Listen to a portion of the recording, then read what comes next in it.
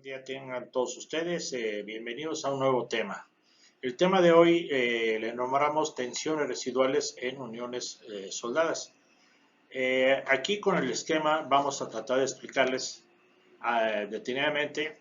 Primeramente tenemos lo que es el material base, tenemos lo que es el filete de soldadura con su raíz. Obviamente cuando hay aporte térmico, lo que es la soldadura, tenemos un cordón que está irradiando, pues vamos, calor en todas sus direcciones. Y a su vez el material base pues está absorbiendo esa alta temperatura. Esta temperatura nos va a ocasionar una distorsión de fuerzas residuales o tensiones residuales, que lo vamos a ver en el siguiente paso. Bien, vamos a verlo.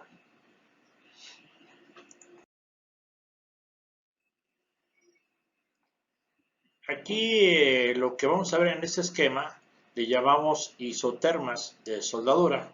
Son las huellas de diferentes temperaturas que se están generando a la hora que estamos nosotros soldando.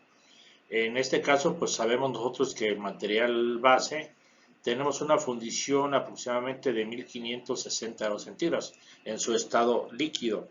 No así en la fusión del material con, base con material de aporte. Estamos alrededor de un 1100, 1200, 1300 grados centígrados para el estado de plasticidad, ¿verdad?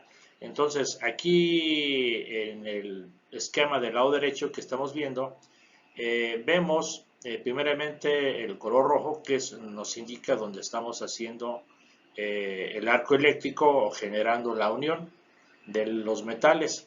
Ahí empieza a haber una huella o radiación de material, de temperatura, perdón, en todo el material, ¿verdad? Aquí se ve muy detenidamente. Entonces, vayamos a la siguiente diapositiva.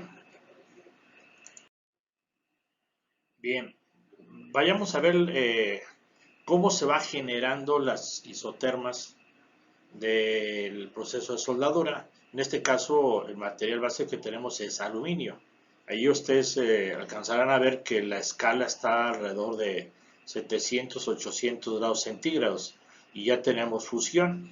Recuerden que el aluminio, su grado de fusión está alrededor de 700, 850 grados centígrados, dependiendo la calidad o el tipo o la aleación del aluminio.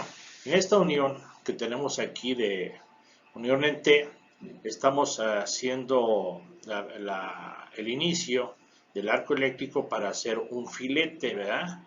En la siguiente figura tenemos ya el avance. Entonces aquí ya veamos que las isotermas van aumentando, se van haciendo un poquito más, más amplias, que significa que pues estamos calentando más el material. Y específicamente el aluminio son de los máximos conductores de temperatura, así que tendremos que tener mucho cuidado cuando estemos soldando, en este caso el material, lo que es el aluminio. Recordando que el aluminio tenemos que soldarlo con AC, corriente alterna, ¿verdad? Para poder romper los óxidos de aluminio, que si no lo rompemos, pues la verdad nunca vamos a poder soldar. Estaríamos pues ahí generando una temperatura enorme y simplemente lo que estamos haciendo es que ese óxido de aluminio pues se va haciendo más robustos y vamos a requerir a lo mejor alrededor de arriba de 3000 grados centígrados. Así imagina el amperaje que necesitamos, ¿verdad? Entonces prácticamente pues ya ni siquiera el estado de fusión del aluminio nos va a permitir soldar. Entonces tenemos que tener mucho cuidado. Luego, cuidado en el aspecto de la limpieza, ¿verdad? Veamos aquí pues los segundos, ¿verdad? Segundos por milímetro de avance. Tenemos aquí y aquí pues ya prácticamente terminamos, ¿verdad? Y lo vamos a ver en una cara lateral. En esta cara lateral, aquí estamos viendo pues cómo eh, la temperatura se fue generando en todas sus direcciones. Y si se genera en todas sus direcciones, entonces vamos a tener pues fenómenos como contracción y, o sea, compresión de estos materiales. ¿Ok? Bien. Vamos al siguiente. Vamos a ver el origen de las tensiones residuales en las uniones soldadas. Aquí vamos a encontrar dos fenómenos, lo que les decía hace un momento: contracción y dilatación en los materiales. Aquí pues vamos a tener una deformación plástica que en algunas ocasiones llega a ser pues constante y ya no hay regreso, ¿verdad? Aquí tenemos del lado derecho algunas probetas donde el proceso de soldadura pues se deja en reposo al aire libre, eh, una, vamos, un X tiempo donde va a ir reduciendo la temperatura, y vean en la tercera muestra, donde tenemos que ya la fractura se presentó no tanto ya en el cordón, sino que también afectó el material base, ¿verdad? Entonces aquí tenemos el proceso inicial de cómo se va deformando el material con el exceso de temperatura, lo que es el amperaje muy alto. Entonces aquí tenemos que tener cuidado. Recuerden, soldar es cuidar los materiales bases. Por eso es que ahora que regresemos a clases, vamos a ver lo que es la soldadura por el proceso de TIC, el proceso de MIG, por arco pulsado.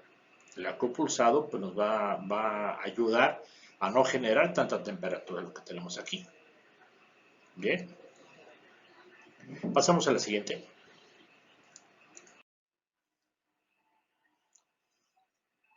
La siguiente figura tendremos pues las tensiones longitudinales y transversales que se generan en las uniones a tope.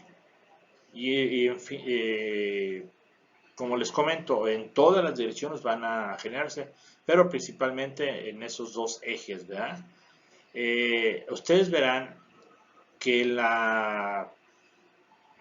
los esquemas del lado izquierdo tenemos que el cordón ya no fue el material, sino que fue el cordón que generó una fisura longitudinal.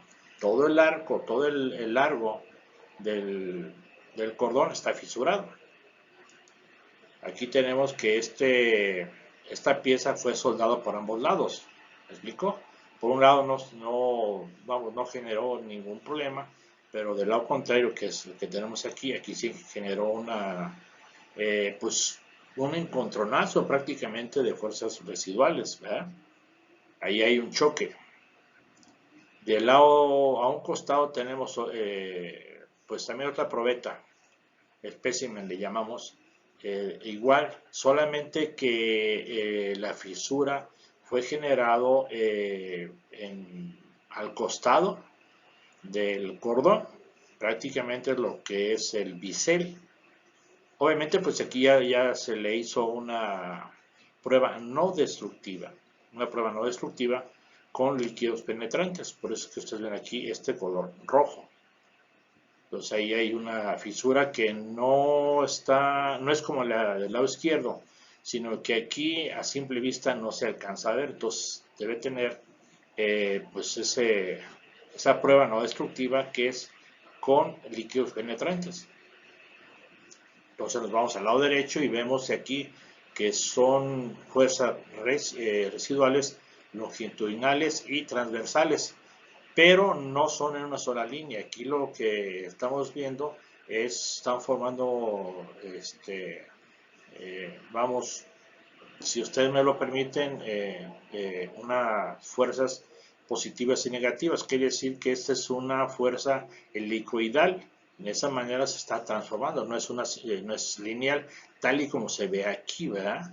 Entonces aquí tenemos que cuidar mucho, mucho el material y sobre todo si recuerdan lo que es el flujo magnético, que nos da una serie de ondas de campo magnético y nos empieza a como si fuera a bailar lo que es el arco eléctrico. Entonces ahí lo que ustedes ya conocen es que ese simple hecho lo tienen que ustedes cambiar la masa, lo que es la Tierra, de posición y con eso ustedes es más que suficiente para que lo controlen, ¿verdad? Entonces, pues aquí estamos hablando ya de situaciones de conocimientos que ya tienen ustedes.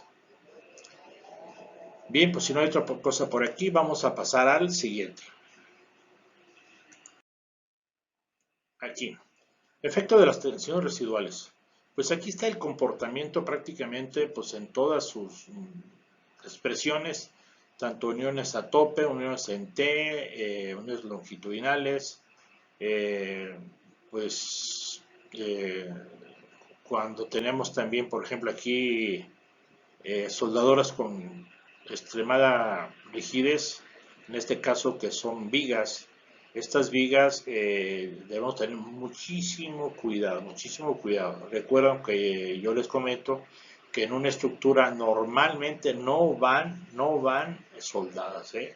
Hay mucha gente que por usos y costumbres, y así se enseñaron, en la práctica, pues soldan, ¿verdad? Ahí pues han corrido con mucha suerte porque estas estructuras tienen movimientos, entonces son movimientos articulados, son fuerzas vivas, ¿verdad? Hay fuerzas vivas, fuerzas estáticas. Entonces las fuerzas vivas, imagínense con un poquito de vibración de la Tierra o de otro fenómeno que es el aire, empieza a oscilar y se vienen abajo las estructuras. Y hablamos de edificios grandes. Lo más normal que vemos nosotros por aquí en nuestra zona es que en alguna ocasión ustedes ven en una esquina que hay un espectacular, simplemente se vino abajo por el aire. Pero en la contraesquina tenemos otro espectacular que no tiene ningún efecto, ¿verdad? Ahí pues es el efecto de la soldadura, la mala práctica del soldeo. Entonces ahí tenemos esas diferencias. Luego tenemos la rigidez adyacente, donde colocamos un material entre dos prensas y agarramos y soldamos. Y pues esas fuerzas pues tienen una rigidez extrema que cuando por sí solo el material base tiene algunas fuerzas estáticas y cuando le metemos temperatura o el arco eléctrico, empiezan a haber una distorsión en todos lados. Y si no tiene salida esas fuerzas, pues lo único que se va a hacer es que se va a concentrar y cuando terminemos de soldar y quitemos la pieza, la vamos a ver perfectamente bien, sin ningún problema. Pero si la dejamos ahí a la intemperie y la dejamos porque vamos a hacer alguna otra operación, ¿verdad? El ajo puede pasar media hora, una hora, 2 horas, 3 horas y cuando regresemos lo vamos a encontrar con esto. Permítame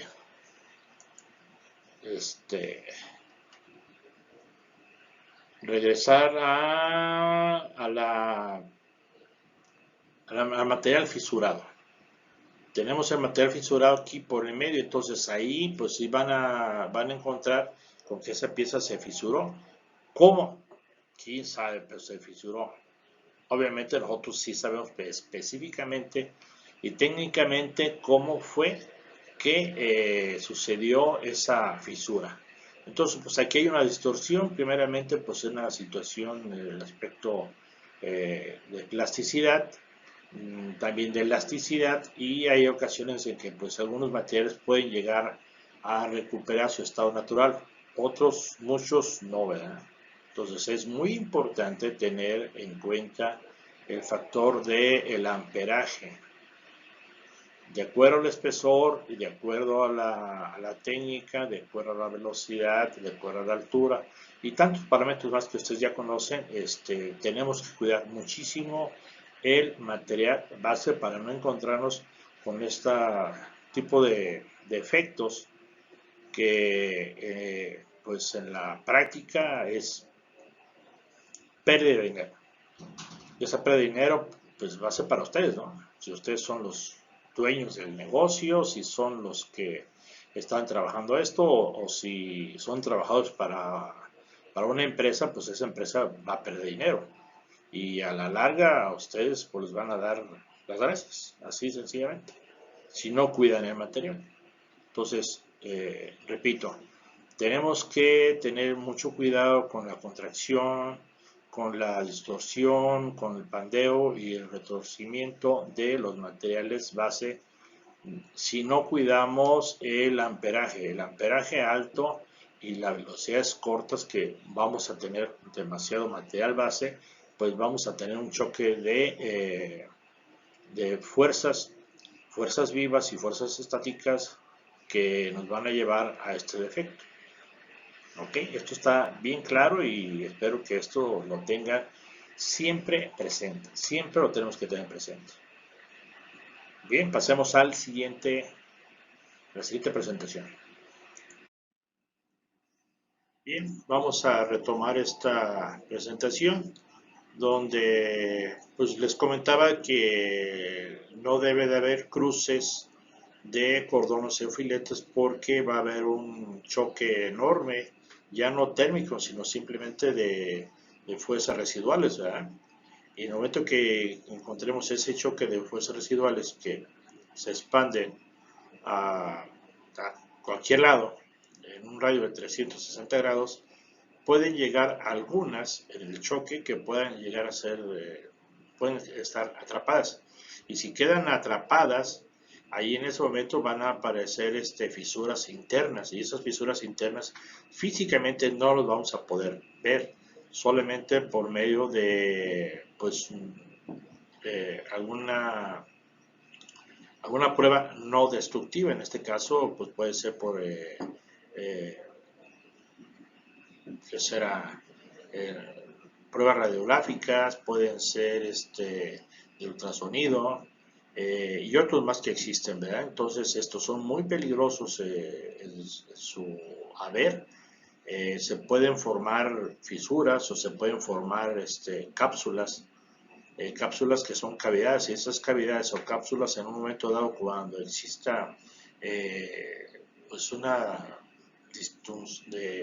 distanciamiento de las fuerzas residuales que se liberen por algún otro método o simplemente por el trabajo que está haciendo, pues van a aparecer fisuras y esas fisuras tarde o temprano van a salir y en ese momento pues vamos a tener problemas con las estructuras o elementos mecánicos que estemos trabajando, máxime si son en rotación o si son de fricción, de peso, etcétera, etcétera, ¿verdad?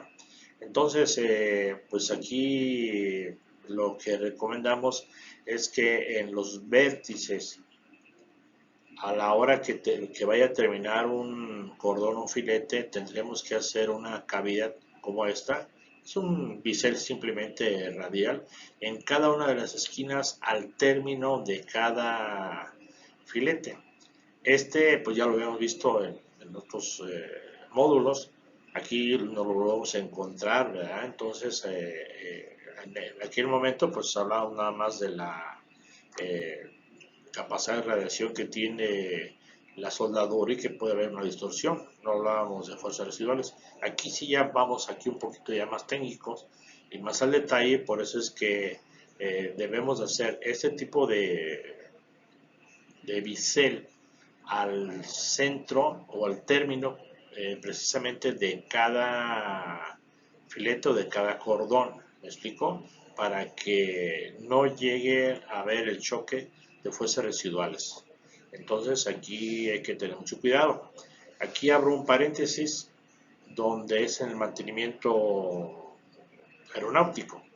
En el mantenimiento aeronáutico vemos que una persona, un soldador, en una empresa, se le llaman taller, que son empresas grandes, él hace su mantenimiento de soldadura en X elemento del avión, ¿verdad?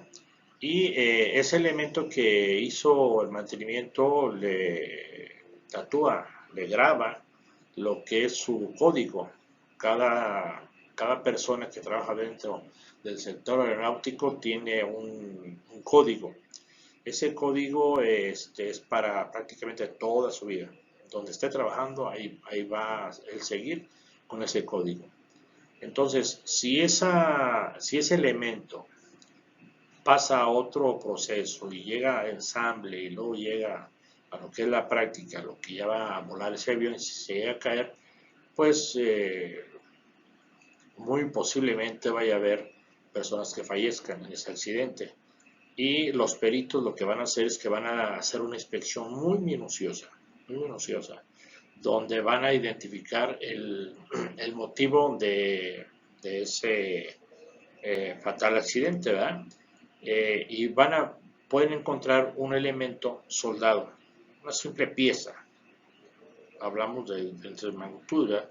Una simplemente pieza que fue soldada, que tuvo una fractura por unas malas prácticas de soldadura y van a ver el código. Ese código pues lo van a rastrear el resto del mundo hasta donde esté, puede ser aquí, en la India, en Canadá, en Brasil, en Francia, que son los países que están más apegados a lo que es al sector aeronáutico de mantenimiento, hablo de mantenimiento.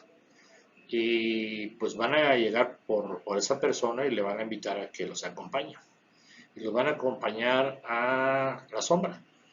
Van a estar detrás de las rejas el resto de su vida. Pues imagínense si fue provocado su mala práctica de soldadura, donde falleció más de una persona, pues adiós. Entonces, el sector aeronáutico en cuestión de mantenimiento de soldadura son muy especiales, ¿verdad? Entonces vamos a tener mucho cuidado y decimos que cuando hay un choque de fuerzas residuales que se llegan a unir de diferentes direcciones, pues van a provocar que fisuras internas y o cápsulas, son cavidades que están dentro, creo que son de azufre por ahí, azufre o cavidades de hidrógeno también por ahí, ¿verdad? Aunque son gases, pero de alguna manera, o esa escoria atrapada que es el azufre, van a ocasionar una cavidad y o una fisura. Y esa fisura, tarde o temprano, va a salir. Entonces hay que tener mucho cuidado, ¿verdad? Entonces, pues recuerden, cuando ustedes vayan a hacer este tipo de uniones, recuerden hacer siempre en la esquina este radio. Para esto hay una norma americana, que es la AWS, de la D1.1, que nos dice específicamente sobre esto. No nos compete por el momento, pero sí se los adelanto, que aproximadamente en piezas de 1 pulgada va hasta un cuarto de radio, un cuarto de radio para hacer estos biseles. Y ustedes soldan sin ningún problema, van a estar así trabajando. ¿Ok? Bien, pasemos a la siguiente presentación. Propósito del alivio de tensión residuales. Pues, ¿qué les puedo decir aquí? La sola imagen habla por sí sola. Quiere decir que si nosotros no fuimos previsorios sobre las fuerzas residuales, no hubo alivio de tensiones, que lo vamos a ver en otra ocasión más adelante, pues vean lo que sucede, ¿no? Aquí pues se vino abajo, hace rato les comentaba sobre los espectaculares. Aquí son estructuras, ¿verdad? Estas estructuras simples, sencillamente fue primeramente pues es la ingeniería, ¿no? Es el diseño de cómo están diseñadas estas estructuras, pero aparte de que estén muy bien diseñadas, que normalmente los arquitectos casi nunca cometen errores, pero sí hay un porcentaje bajo y sí que cometen errores de cálculo, de diseño. Y si a ustedes les toca trabajar con ellos, pues van a aumentar ese porcentaje deficiente, ¿verdad? Entonces tengan mucho cuidado con quiénes van a trabajar. Si los invitan a trabajar, pues si a ustedes les van a pedir un currículo, ustedes también pidan a la empresa con la que van a trabajar, ¿verdad? Si han tenido accidentes, si pagan bien, pagan puntual, tienen todas las medidas de seguridad, adelante. De lo contrario, preferible seguir tocando puertas, porque esto es algo muy delicado. Ustedes aquí ven líneas de colores, obviamente pues son ductos, ¿ya? Son ductos de agua, de luz, de gas, y pues esto puede ser algo desastroso, ¿verdad? Entonces las fuerzas residuales pues son riesgos de grietas, inestabilidad dimensional, ¿verdad? Entonces hay que tener mucho cuidado. Ok, bien. Pasamos a la siguiente, casi ya terminamos. Aquí, zona térmica. Conocemos ya en lo que es las zonas de fusión. Aquí vamos a ver lo que es la zona fundida, la fusión de gases, eh, pues vamos, captación de compuestos, que aquí les hablaba en lo anterior, pues es el azufre, el fósforo, cavidades de hidrógeno, que es la fusión de gases, y la modificación de estructuras. Aquí nosotros estamos trabajando en la zona fundida, estamos hablando en el acero al carbón, normal que trabajamos es alrededor de 1200, 1300 grados centígrados. ¿Cuál es nuestro máximo enemigo? Nuestro máximo enemigo, y es creo que el más poderoso, es la humedad. En la humedad, pues, que conocemos la fórmula, ¿no? Que es el H2O, dos moléculas de hidrógeno y una de oxígeno, que se convierte en molécula de agua. Entonces, cuando nosotros estamos soldando, para eso, en este caso del proceso TIC y MIG, estamos utilizando gases inertes, gases activos, para realizar una atmósfera en ¿qué les digo? En el arco eléctrico. Entonces, en esa atmósfera, lo que estamos haciendo es que estamos eliminando toda la humedad, principalmente el oxígeno, ¿verdad? Porque el oxígeno se junta con algún otro gas, especialmente que el hidrógeno, pues va a haber humedad. Y si hay humedad, hay contaminación. Si hay contaminación, se van a encontrar, sí o sí, se van a encontrar con una cavidad, se van a encontrar con una grieta o simplemente pues se van a encontrar con una mala fusión. Entonces pues ahí vamos a tener problemas muy graves. Pues ya aquí yo les pongo una imágenes donde ya nos habla de ferrita, cementita, perlita, las combinaciones. Quiere decir que cuando el material se hizo la colada, fundieron material base y sale una pieza, esa pieza pues viene con un estado térmico con el cual fue hecho, que en este caso es el acero 1010. Ese acero 1010 pues es un acero pues muy bajo en concentración de carbón, que realmente no llevó mucha temperatura, más que pues dice que el acero funde a 1560 grados, como lo hemos comentado, pero esos aceros, como son muy pobres en carbón, pues funden un poquitito abajo, ¿verdad? Un poquitito abajo, estamos hablando de 1300, 1250 grados centígrados. A veces algunas empresas son muy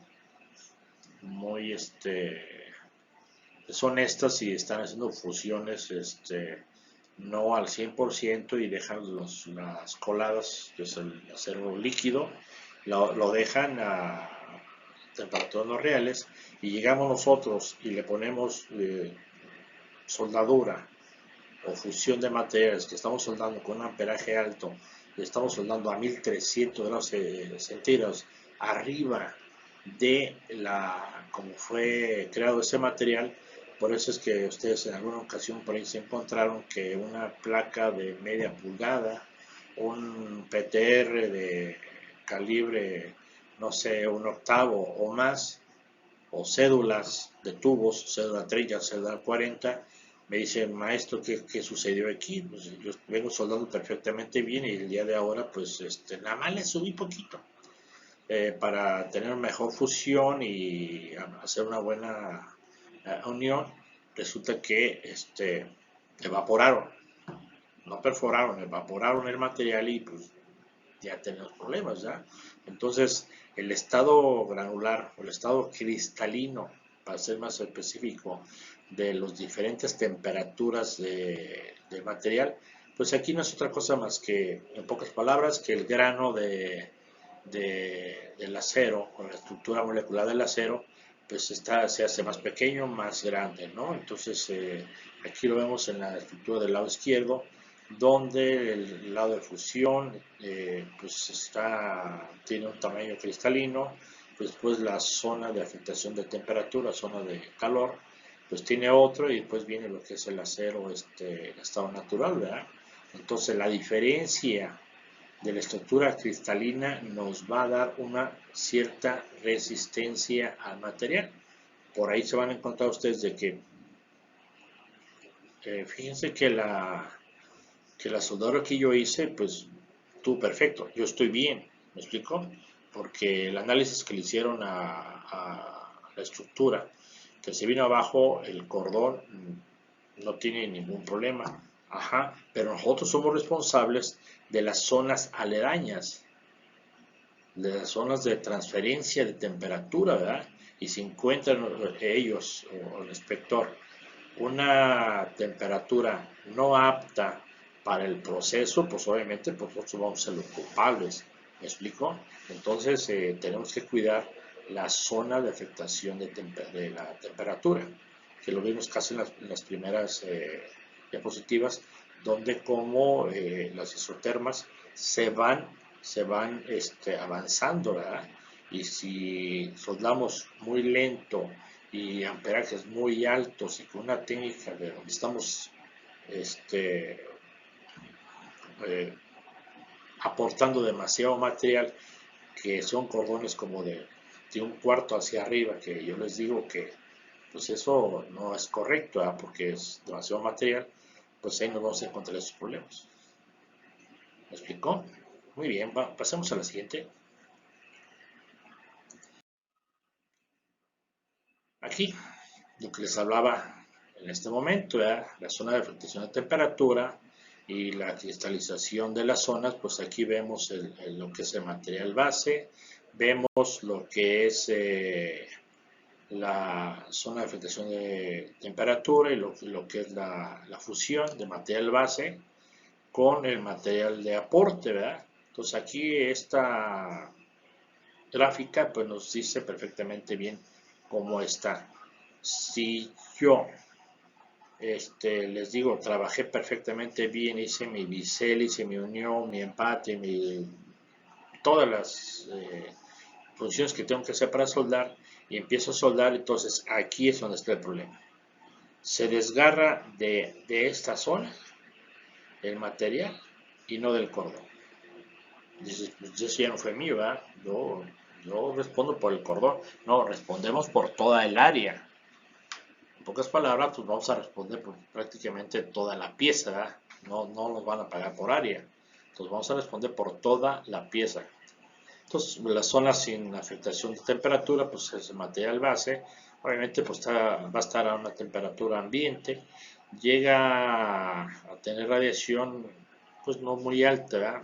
No le pasa nada a su estructura cristalina. Pero En la zona de afectación de temperatura, aquí nos dice que el crecimiento del tamaño del grano se hace más grande, más grande, más grande. Y si se hace más grande, queda más frágil. Queda más frágil.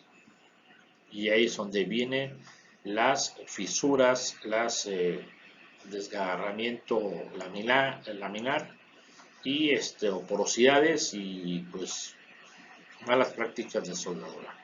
Aquí estamos hablando de situaciones ya más técnicas, más específicas, más a lo interno de lo que es la soldadura. Bien, ok. Y vamos a la última.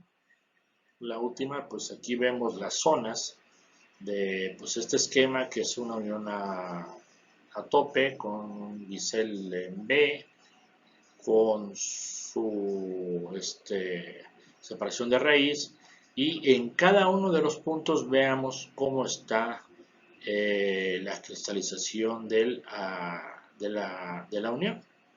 Entonces, en algunos puntos, aquí tenemos el lado derecho, el material base, ¿verdad? Tiene una estructura cristalina mucho menor a la que está afectada con la temperatura.